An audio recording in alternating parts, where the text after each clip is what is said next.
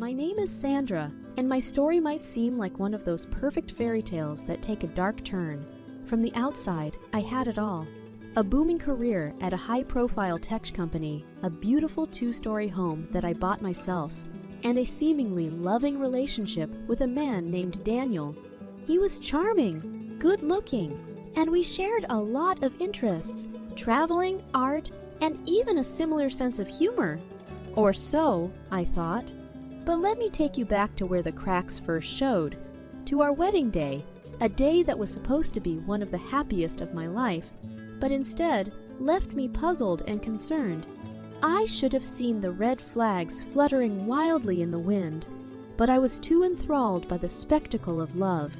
Daniel's mother, Gloria, was something straight out of a monster, in-law stereotype. She was well-dressed, always in high-end brands, her face a canvas of calculated beauty. Her demeanor, however, was anything but beautiful. Throughout the wedding ceremony, she wore a strained smile that screamed, "I disapprove." As the day progressed, her attitude shifted from subtly icy to overtly antagonistic. During the wedding reception, when we were surrounded by our friends and family, she leaned in and whispered loud enough for me to hear, "Darling, couldn't you find a better fitting wedding dress? You look as if you're drowning in all that lace." I was taken aback, but managed to stammer, "Well, I wanted something traditional. It's a big day after all." She smirked. "Traditional doesn't have to mean frumpy, dear." I looked at Daniel for some kind of intervention, a sign that he would stand up for me, but all he did was chuckle awkwardly and try to steer the conversation towards how beautiful the venue looked. "Mom, don't you think they've done a great job with flowers and decorations?" And she, never missing a beat, replied, "Oh, certainly. This should have been the moment where I questioned the entire situation. But you know how it is. Wedding stress, nervous tension." I reasoned it away, believing that things would get better once the knot was tied, that Gloria would accept me as part of their family and stop treating me like an outsider not worthy of her son. As we cut our wedding cake, the gleaming knife descending through the layers of fondant and sponge, I caught her eyes meeting mine. Her gaze was piercing, almost as if she was daring me to step away, to release her son from my clutches. I forced a smile, cutting through not just the cake, but the tension in the room. "Mom, you should try this. It's red velvet." "Your favorite?" Daniel said, offering her a piece. "Why, Daniel? You know I don't eat such sugary indulgences," Gloria retorted, but not before adding, "But I suppose it's fine for those who are used to lesser things."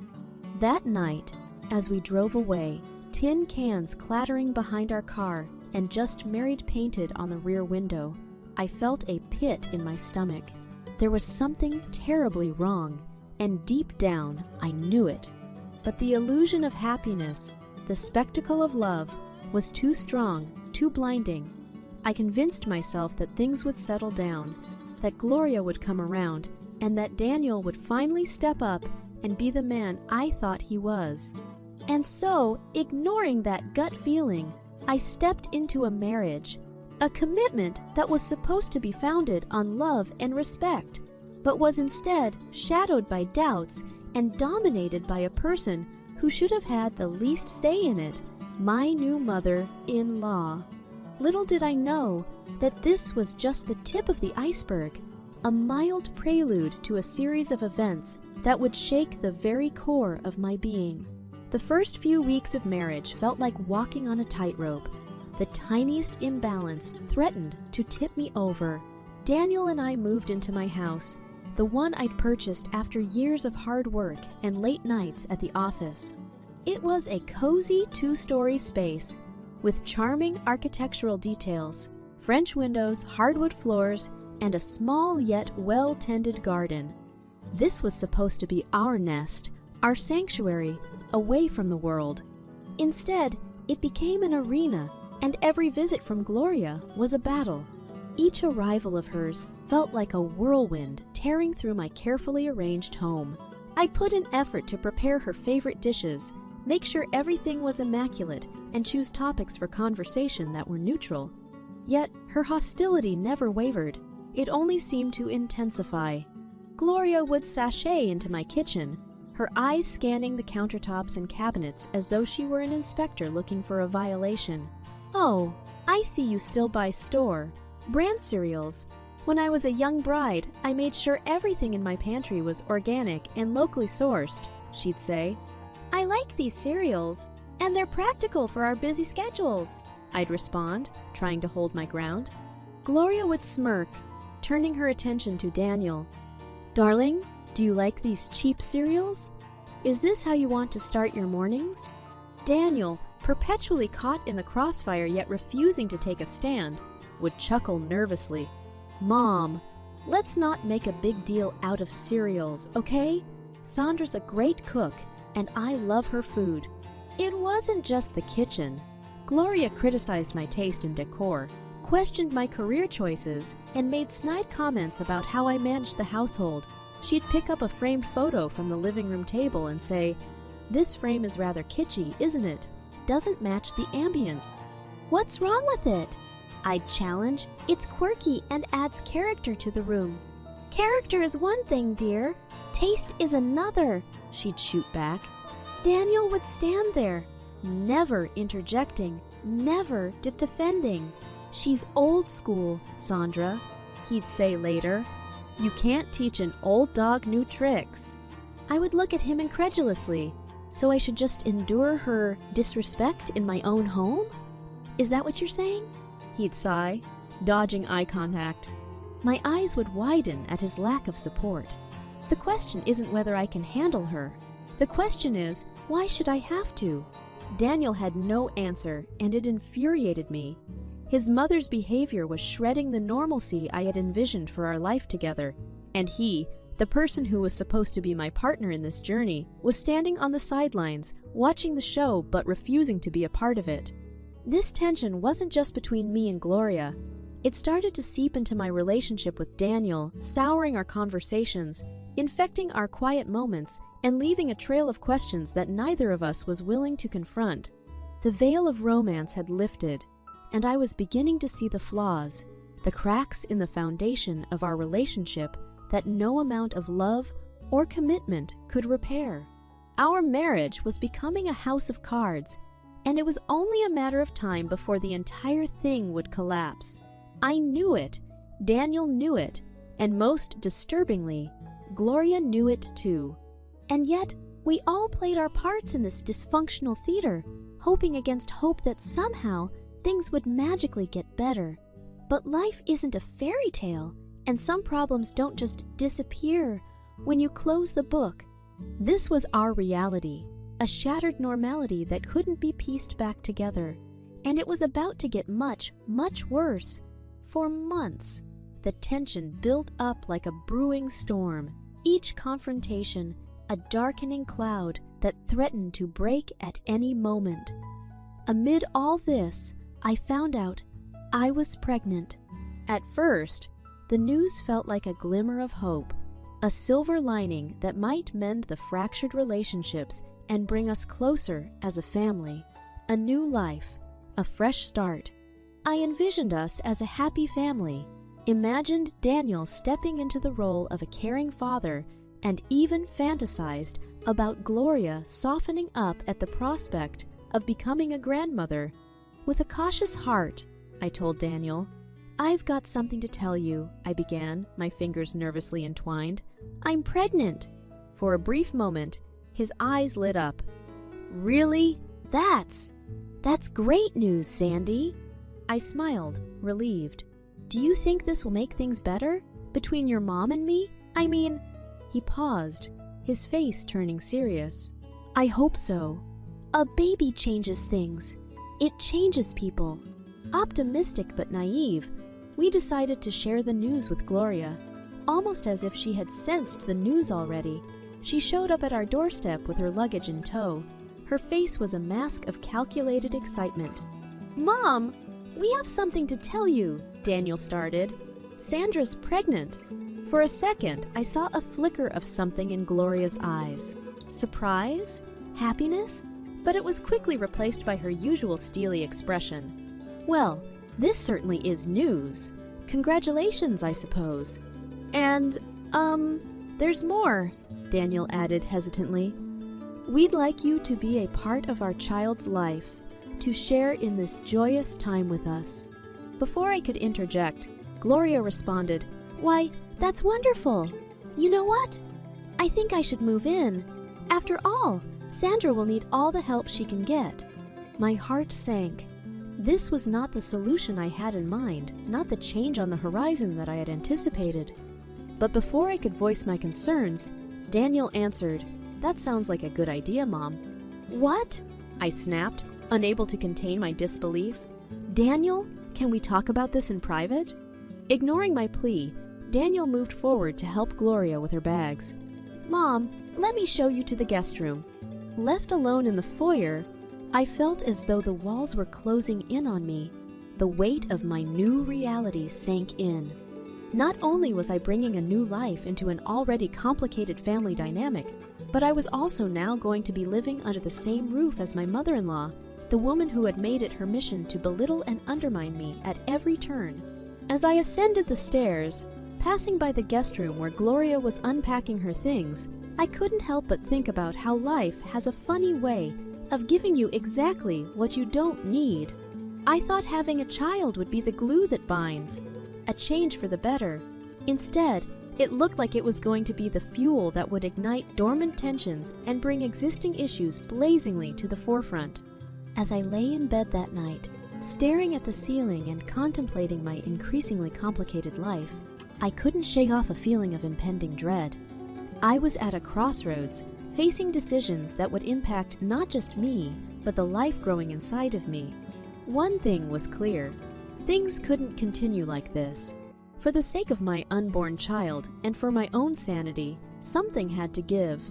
The question was, what would break first? The moment Gloria moved in, my home, once my sanctuary, turned into a living hell.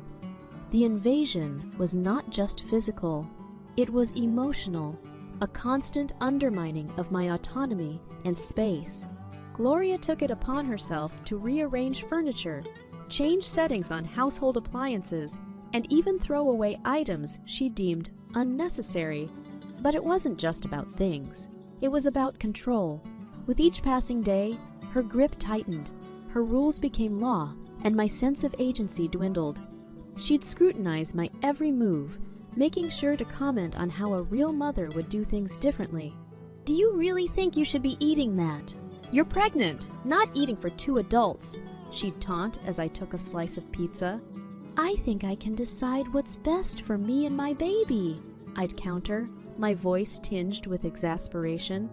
"But can you? Really?" she'd press on, each word a calculated jab at my confidence. Daniel, ever the passive bystander, retreated further into his shell, becoming increasingly detached and aloof. His reaction to this growing animosity, drowning his troubles in a bottle, each sip driving a wedge further between us. "Sandra, don't mind her. She's from a different time. She doesn't understand," he'd slur, his eyes red and unfocused. "That's no excuse, Daniel. You need to stand up for me. For us," I'd reply, my voice desperate. "Stand up to my own mother," she raised me, Sandra. "And what about me? Your wife carrying your child?" Silence.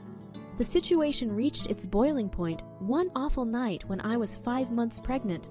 I could sense Daniel's unease as he stumbled through the door, reeking of alcohol.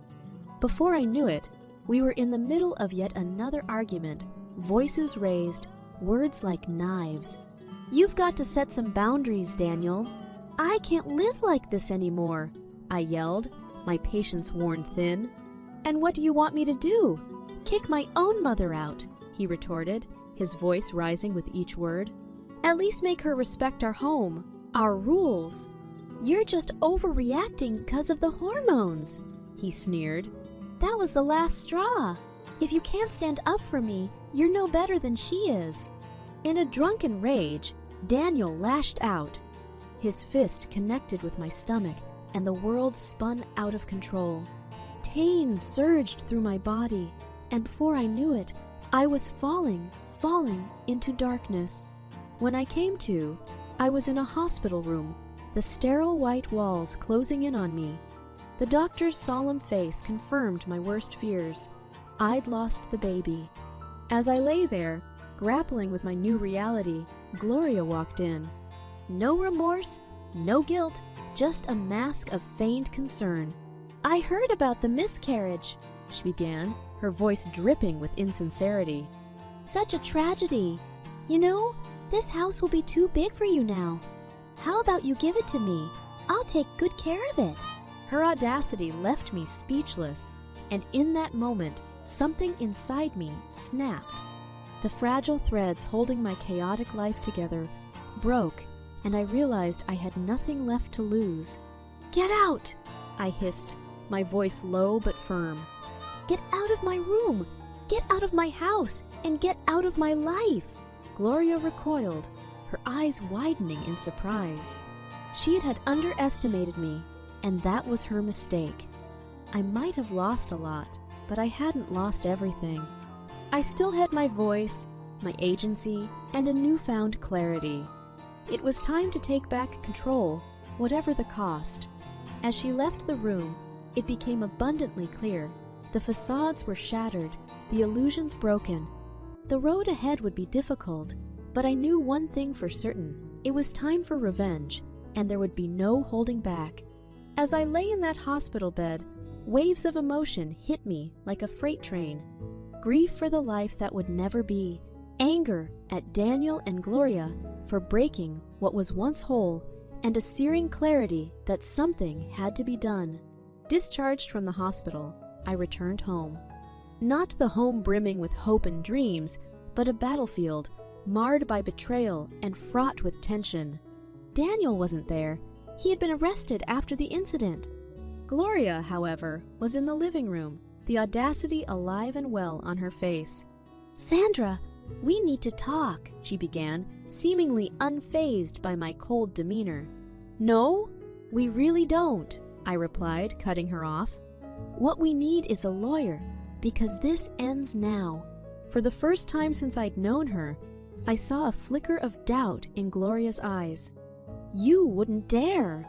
"Watch me." I didn't waste time. I contacted an attorney, gathered evidence, and started the process of divorcing Daniel. Alongside this, I pushed for criminal charges for domestic violence.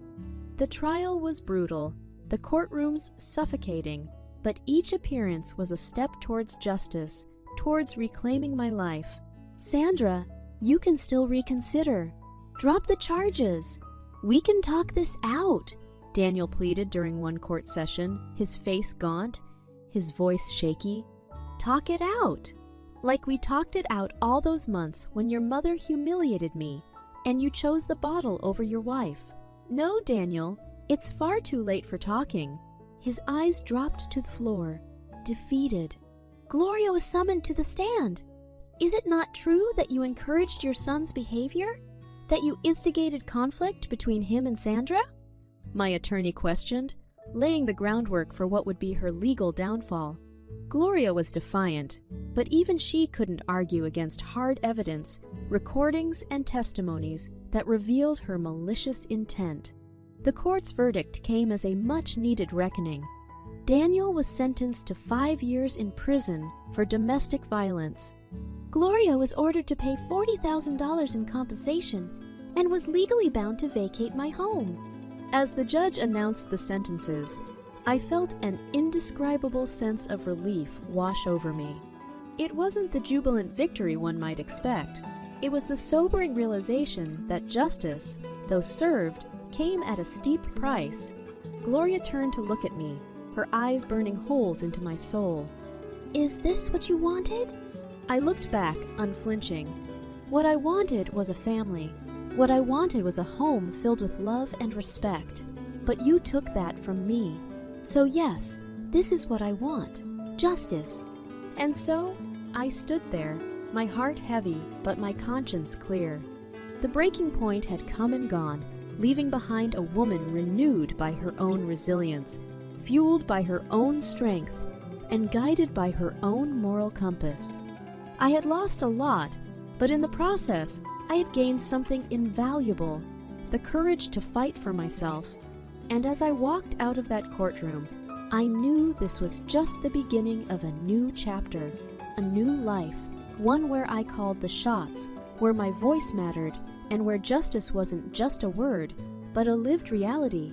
The courtroom door closed behind me, its finality echoing through the corridors. I had fought and won. This victory was bittersweet. Even though the legal ties were severed, the emotional scars remained. Daniel was going to prison. Gloria had to pay and move out, but where did that leave me? I was free, yet weighted by the gravity of everything that had transpired. The first thing I did was arrange for Gloria's immediate eviction. Seeing her exit my home, her face twisted in a strange blend of fury and humiliation, offered me no joy. Instead, it highlighted the surreal nature of what my life had become. "Hope you're happy now," she spat, dragging her suitcase to the taxi idling at the curb. "You stole my happiness, Gloria." "Now, you'll have to find your own elsewhere," I responded, stone-faced. As the taxi drove away, a tiny, quiet part of me mourned the family that could have been, should have been, but never was.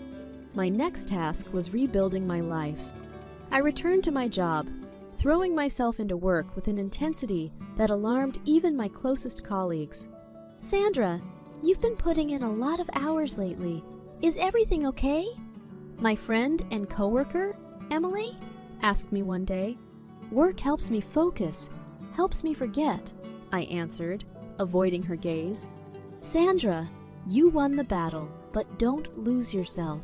You're more than just a survivor," she advised, her voice tinged with concern. Her words struck a chord. Until then, my identity had been wrapped up in being a victim seeking justice, and I hadn't paused to consider what would define me once that justice was served. Who was I beyond the courtroom drama, beyond the tragic headlines?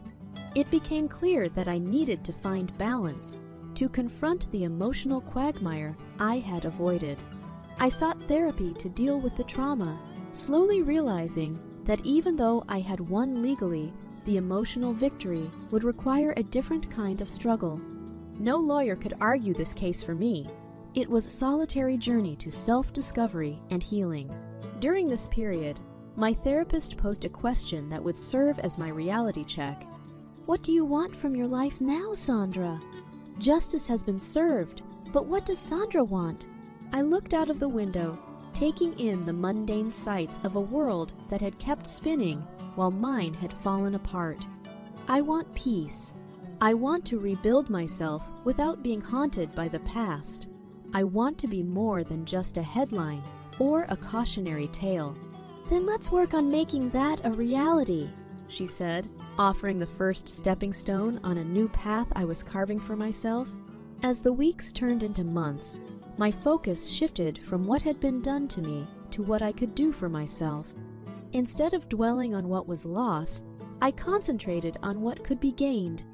I began to entertain the notion of happiness, not as an elusive dream, but as a tangible goal. I no longer needed revenge or justice to define me. I was in the driver's seat, steering the course of my own destiny. And in that newfound autonomy, I found not just peace, but a glimpse of the happiness that had long eluded me. So yes, the courtroom door had closed, but another had opened, one that led to a future of endless possibilities. I had checked back into reality, and this time I was fully equipped to navigate its complexities. Life had a way of unfolding unpredictably, as if the universe delighted in tossing curveballs just when you started to find your footing.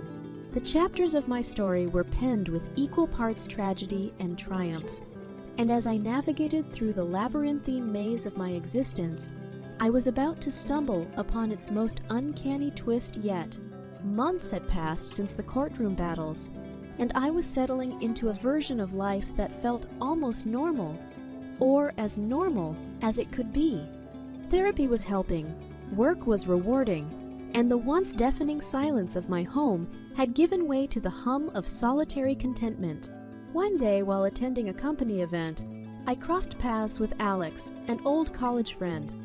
His warm smile was a welcome relic from a time before heartbreak and headlines. "Sandra, it's been years. You look different, but in a good way. How have you been?" "Different sums it up nicely, Alex. Life's been a roller coaster, to say the least." From what I've heard, that's an understatement. The inevitable topic of my past resurfaced, yet Alex's non-judgmental tone made it bearable. As we caught up, an idea occurred to me. Here was a person who knew me before all the chaos, someone who reminded me that I was more than just a victim or survivor. Alex and I began spending more time together, and in our rekindled friendship, I found solace and acceptance. It wasn't long before I sensed my emotional walls starting to crumble. For the first time in years, the prospect of new love didn't feel like a forbidden fantasy, but a legitimate possibility. "Sandra, you've been through hell, and you're still standing. It takes more than courage, Alex. It takes reckoning with yourself, understanding that while you can't control what life throws at you, you can control how you handle it." Our relationship deepened, fueled by a mutual respect and shared history that made the connection feel genuine and promising. But as I pondered this new chapter, I was hit with another reality check. Could I really move on, letting someone new into my heart and my home without fully closing the door on my past? The answer came to me during a scheduled visit to the prison, where Daniel was serving his sentence. I needed to look him in the eyes one last time, not for revenge or closure, but to truly move on. Sitting across from him in the sterile environment, I was struck by how much he had diminished, a shadow of the man I had once loved, or thought I loved. "Hello, Sandra," he greeted, his voice void of any emotion. "Daniel, I came to say that I'm moving on, that despite everything, I will have a life full of love and happiness. I needed you to know that you didn't break me." His eyes met mine, and in them I saw a flicker of something that could have been remorse. "I never wanted to break you," he murmured. "But you did, Daniel. You broke us, you broke us, you broke yourself, and you almost broke me. But I survived, and I'll thrive without you." As I left the prison, I felt a weight lift off my shoulders. This was my reckoning, not just with Daniel, but with myself. I had faced the darkest corners of my past and emerged not just unscathed, but stronger. The days that followed were filled with a new sense of purpose and the cautious optimism that accompanies fresh starts. I opened my heart to Alex, diving into a relationship that was nurturing, empowering, and respectful. We made plans, discussed the future, and I allowed myself to dream again, without the suffocating fear of betrayal lurking in the shadows. The reckoning was complete, the battle fought and won. And as I moved forward, each step was a declaration, a testament to the resilience of the human spirit and the transformative power of self-discovery. I had found my justice, but more importantly, I'd found myself. I was neither a victim nor a survivor. I was a warrior, battle, scarred yet beautiful, not in spite of my past, but because of it. And so, as I looked to the horizon, I realized that the story was far from over. It was just